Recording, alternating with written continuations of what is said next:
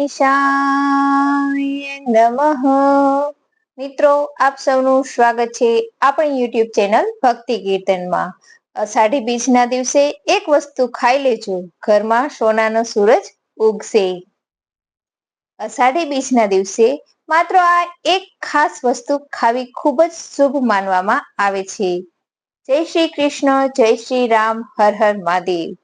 મિત્રો, ભલે તમે આખું વર્ષ કંઈ પણ કરો કે ન કરો, પણ 27 જૂન 2025 અને શુક્રવારની અષાઢી બીજના દિવસે આ ખાસ વસ્તુ ખાવાનું ભૂલશો નહીં. લાડુ, બરફી કે પેંડા ન પણ ખાવ, પણ આ એક વસ્તુ તો જરૂરથી ખાવી જોઈએ. જો કોઈ વ્યક્તિ અષાઢી બીજના દિવસે આ ખાસ વસ્તુ ખાઈ લે છે, તો તેના ઘરમાં સુખ અને સમૃદ્ધિ વહેતી થઈ જાય છે. ભલે તમે અષાઢી બીજના દિવસે પૂજા પાઠ ન કરો, પણ આ વસ્તુ ખાઈ લેશો તો જીવનમાં ચમત્કારિકતા બદલાઈ આવશે. જીવનની મોટા ભાગની મુશ્કેલીઓ દૂર થતી તમે જોશો. જો આખું વર્ષ તમે અનેક ઉપાય અને પૂજા કર્યા પછી પણ કોઈ લાભ થયો નથી, તો માત્ર આ એક કામ અષાઢી બીજના દિવસે જરૂર કરો. ભગવાન શ્રી જગન્નાથ અને માતા લક્ષ્મીજીની કૃપાથી તમારું ઘર સુખ શાંતિથી ભરાઈ જશે.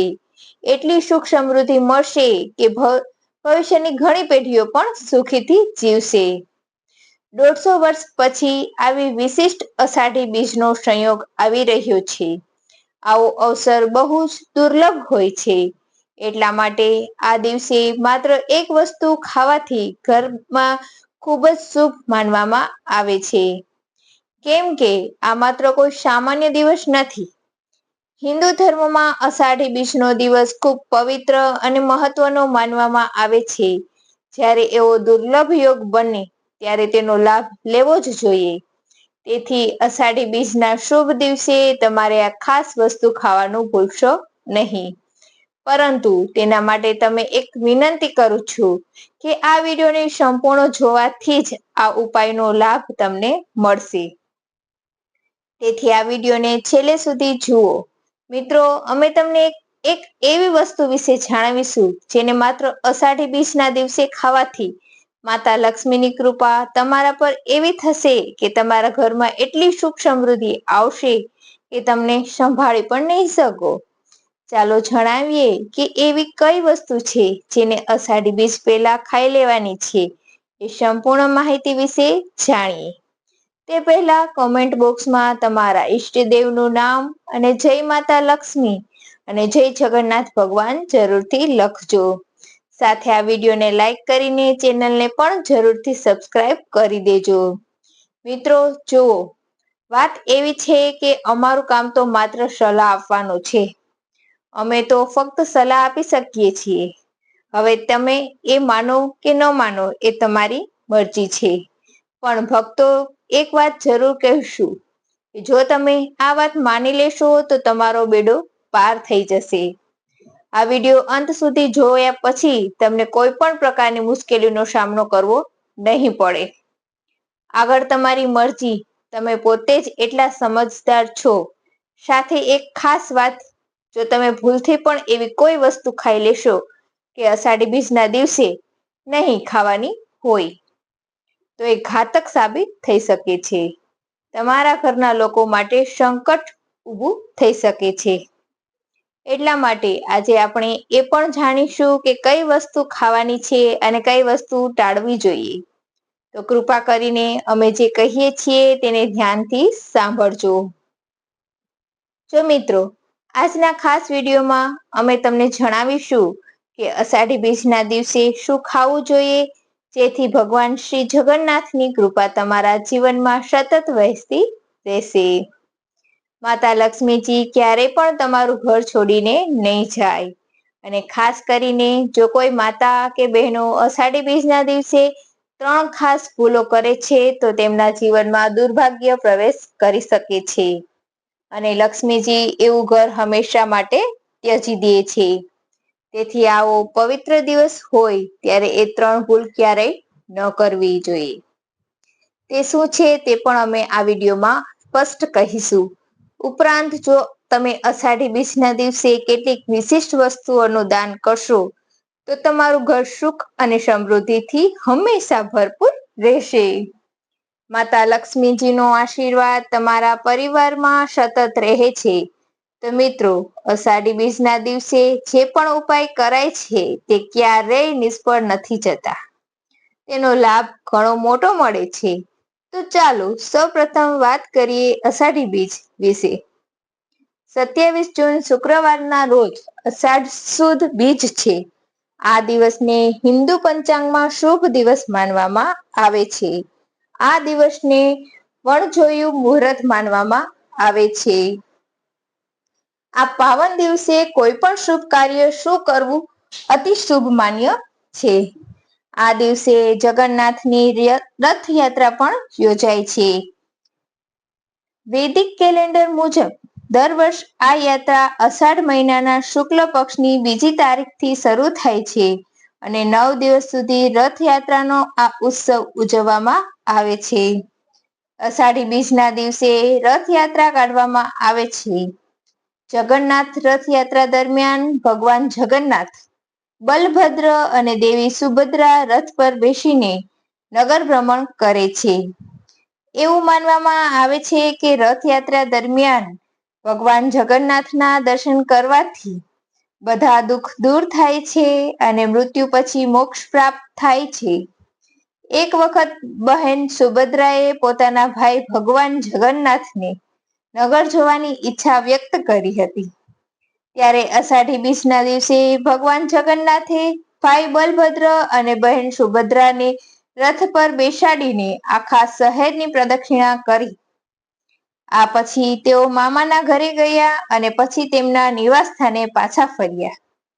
ત્યારથી દર વર્ષ આ ખાસ પરંપરા તરીકે રથયાત્રાનું આયોજન કરવામાં આવે છે. વિડીયોમાં આગળ આપણે એ પણ જાણીશું કે અષાઢી બીજના દિવસે કઈ એવી ગુપ્ત વસ્તુ છે જેને ખાવાથી ઘરમાં સુખ, શાંતિ અને સમૃદ્ધિના દરવાજા ખુલી જાય છે. સાથે એ પણ કહીશું કે કઈ વસ્તુ ભૂલથી પણ ન ખાવી જોઈએ, તો ઘરમાં દુઃખની ઘટનાઓ સંકટ આવી શકે છે. તો આવા અનર્થથી બચવા માટે ખૂબ જ ધ્યાનથી સાંભળો અને જે શીખો તે જીવનમાં પણ ઉતારજો. અષાઢી બીજના દિવસે શું ન ખાવું જોઈએ, ચાલો હવે જાણીએ. અષાઢી બીજના દિવસે કઈ વસ્તુનું સેવન શ્રાપ સમાન છે. નંબર 1, માંસાહારી ખોરાક. આ દિવસે માછલી, ઈંડા, ચિકન કે કોઈ પણ પ્રકારનું માંસ બિલકુલ ખાવું નહીં. આ પવિત્ર દિવસે માંસાહાર કરવો શાસ્ત્રોમાં સખત રીતે મનાય છે. અષાઢી બીજ ભક્તિ અને પવિત્રતાનો દિવસ છે. તેથી ફક્ત શાકાહારી સાત્વિક આહાર લેવો. બીજું, નશાવાળી વસ્તુઓ, તમાકુ, ગુટકા, પાન મસાલા વગેરે આ બધું આજે તો ખાસ કરીને ટાળો. આ વસ્તુઓ શરીર અને મન બંને માટે નુકસાનદાયક છે અને આ દિવસે તેનો ઉપયોગ કરવો પાપ સમાન ગણાય છે. મિત્રો, વ્યસનવાળા પદાર્થો જેમ કે તમાકુ, ગુટકા, દારૂ વગેરે ન માત્ર શરીરને નુકસાન પહોંચાડે છે પણ મન અને આત્માને પણ અશુદ્ધ બનાવે છે. તેથી અષાઢી બીજના પવિત્ર દિવસે આવી કોઈ પણ નશીલી વસ્તુથી દૂર રહેવું જોઈએ, જેથી તમારી ભક્તિ શુદ્ધ અને નિર્મળ રહે. નંબર 3, ડુંગળી, લસણ. અષાઢી બીજના દિવસે ડુંગળી અને લસણનું સેવન પણ ટાળવું જોઈએ. શાસ્ત્રોમાં બંને પદાર્થોને તામસિક ગણવામાં આવ્યા છે અને ઘણીવાર માંસાહારી ખોરાક સાથે જોડવામાં આવે છે. આ પદાર્થો ખાવાથી મન અસ્થિર બને છે અને ભક્તિમાં વિઘ્ન ઊભા થાય છે. તેથી આ પવિત્ર દિવસે ડુંગળી લસણનો વાળો ખોરાક ટાળવો વધુ શ્રેષ્ઠ રહે છે. મિત્રો, અષાઢી બીજના દિવસે શું ખાવું જોઈએ, ચાલો હવે જાણીએ કે અષાઢી બીજના દિવસે શું ખાવું જોઈએ. નંબર 1, કેસર નાખેલી ખીર. આ દિવસ માટે સૌથી પવિત્ર ભોગ માનવામાં આવે છે. કેસરયુક્ત ખીર પ્રસાદ તરીકે ભગવાન વિષ્ણુ અને માતા લક્ષ્મીને અર્પણ કરવી ખૂબ શુભ ફળદાયી ગણાય છે. કેસર શુદ્ધતા અને પવિત્રતાનું પ્રતીક છે અને જ્યારે ખીર સાથે ભક્તિપૂર્વક અર્પણ થાય છે ત્યારે જીવનમાં શાંતિ, સમૃદ્ધિ અને ગ્રહ દોષમાંથી મુક્તિ મળે છે. દાંપત્ય જીવન સુખમય બને છે અને દરેક ક્ષેત્રે શુભ પરિણામ મળવા લાગે છે. નંબર 2, ચણાના લોટના લાડવા. આ લાડુ ખાસ કરીને પિતૃદોષ દૂર કરવા અને ભગવાન વિષ્ણુને પ્રસન્ન કરવા માટે શ્રેષ્ઠ માનવામાં આવે છે. લાડુ ઘરમાં બનાવવામાં આવે અને પ્રસાદ રૂપે નમ્રતાપૂર્વક આરોગવામાં આવે તો તેનો ખૂબ જ સકારાત્મક અને પાવન ફળ મળે છે. જો ગમે તે ગાયનું ઘી અને ઇલાયચીનો ઉપયોગ કરીને લાડુ બનાવવો તો તેનો પવિત્ર ગુણ અને ગણો વધી જાય છે. આ લાડુ જીવનમાં ઉર્જાનો પ્રવાહ લાવે છે, મનમાં શાંતિ આપે છે અને ઘરમાં સુખ સમૃદ્ધિનો વાસ કરાવે છે.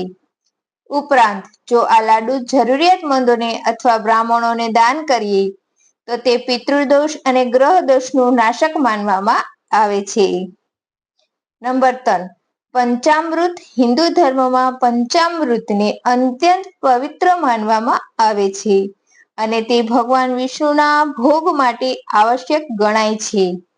દૂધ, દહીં, ઘી, ખાંડ અને મધ આ 5 વસ્તુઓના મિશ્રણથી બનેલું પંચામૃત માત્ર શરીર માટે જ નહીં પણ આત્માની શુદ્ધિ માટે પણ મહત્વપૂર્ણ છે. માન્યતા છે કે પંચામૃત પીવાથી પાપનો નાશ થાય છે અને આધ્યાત્મિક માર્ગ આગળ વધવા સહાય મળે છે. અષાઢી બીજના દિવસે ભગવાન જગન્નાથને પંચામૃતથી અભિષેક કરવો અને પછી પ્રસાદ રૂપે તેનું સેવન કરવું ખૂબ જ શુભ માનવામાં આવે છે. આ રીતે તમામ મનોકામનાઓ પૂર્ણ થવાની શક્યતા ઊભી થાય છે અને જીવનમાં અટકેલા કાર્યો પૂરા થવા લાગે છે. નંબર 4, સીતાફળ. અષાઢ બીજના પાવન દિવસે સીતાફળનું સેવન અનિવાર્ય ગણવામાં આવે છે કારણ કે ભગવાન વિષ્ણુને આ ફળ ખૂબ જ પ્રિય છે. શાસ્ત્રો અનુસાર આ ફળ શુદ્ધતા, સુખ, સમૃદ્ધિ અને સકારાત્મક ઉર્જાનું પ્રતીક છે. જ્યારે ભક્તિપૂર્વક અષાઢી બીજના દિવસે ભગવાનને સીતાફળ અર્પણ કરવામાં આવે છે ત્યારે તેમના આશીર્વાદ ઝડપથી પ્રાપ્ત થાય છે. એવું પણ માનવામાં આવે છે કે સીતાફળ ખાવાથી ગ્રહ દોષ શાંત થાય છે, ઘરમાં ધન ધાન્ય વધે છે. જે લોકો ઘરમાં આર્થિક તંગી અનુભવે છે તેઓ માટે આ ઉપાય અત્યંત લાભદાયક છે. જો આ દિવસે જરૂરિયાતમંદોને સીતાફળનું દાન કરવામાં આવે તો પિતૃદોષ દૂર થાય છે અને પિતૃઓની કૃપા પ્રાપ્ત થાય છે. નંબર 5, તુલસીના પાન.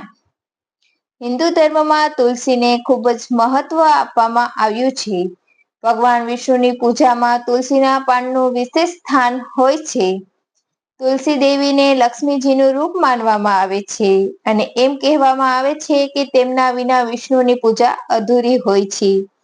એવું પણ માનવામાં આવે છે કે ભગવાન વિષ્ણુ તુલસીના પાંદડા વગર ભોગ સ્વીકારતા નથી, એટલે તુલસીનું પૂજામાં મહત્વ વધુ છે.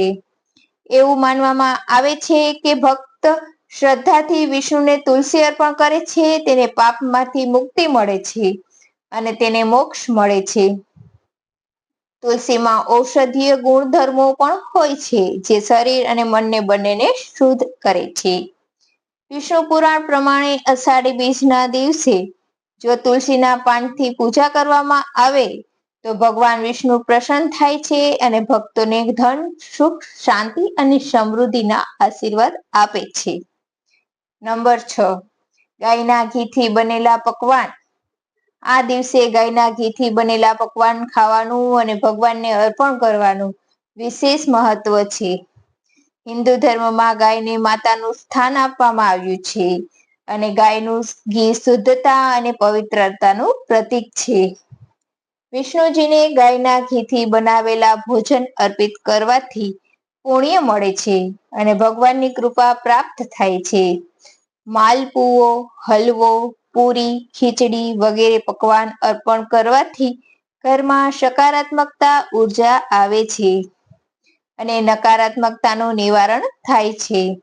જેના કારણે ઘરમાં સુખ, શાંતિ અને સમૃદ્ધિ ટકી રહે છે. મિત્રો, હવે જાણીએ કે અષાઢી બીજના દિવસે કઈ બાબતો ટાળવી જરૂરી છે. આ દિવસે જો આપણે કેટલીક ભૂલો કરીએ તો એના કારણે જીવનમાં આર્થિક તંગી, દુઃખ અને દુર્ભાગ્ય આવી શકે છે. આ કામ માતા લક્ષ્મીને નારાજ કરી શકે છે. તેથી આવા કાર્ય ટાળવા જરૂરી છે. તો મિત્રો, અષાઢી બીજના પવિત્ર દિવસે કેટલીક બાબતો ખાસ ધ્યાનમાં રાખવી જોઈએ. આ દિવસે પતિ અને પત્નીએ એકબીજાથી થોડી દૂરી રાખવી જોઈએ.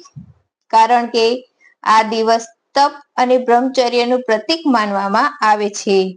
જેણે આ દિવસે બ્રહ્મચર્યનું પાલન કર્યું હોય તેને વધુ પુણ્ય પ્રાપ્ત થાય છે. સુહાગણ સ્ત્રીઓએ પણ આ દિવસે વાળ ન ધોવા જોઈએ.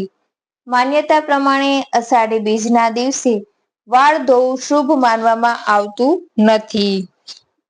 તેથી વાળ એક દિવસ પહેલા ધોઈ લેવા યોગ્ય ગણાય છે. જો આ દિવસે કોઈ જરૂરિયાતમંદ તમારા ઘરની બહાર કંઈક માંગવા આવે તો તેમને ખાલી હાથે ન મોકલવું જોઈએ. ગુસ્સો કરવો કે કોઈને દુઃખ પહોંચાડવું આ દિવસે ટાળવું જોઈએ. મન શાંત અને સકારાત્મક રાખવું ખૂબ જ મહત્વપૂર્ણ છે. ગુસ્સો કે ઝઘડો પૂજાના ફળને નષ્ટ કરી શકે છે અને ભગવાનની કૃપા મળતી નથી. વિડીયોને લાઈક કરો, શેર કરો અને કોમેન્ટ બોક્સમાં જય જગન્નાથ અવશ્ય લખો. વિડીયો અંત સુધી જોવા માટે ખૂબ ખૂબ ધન્યવાદ.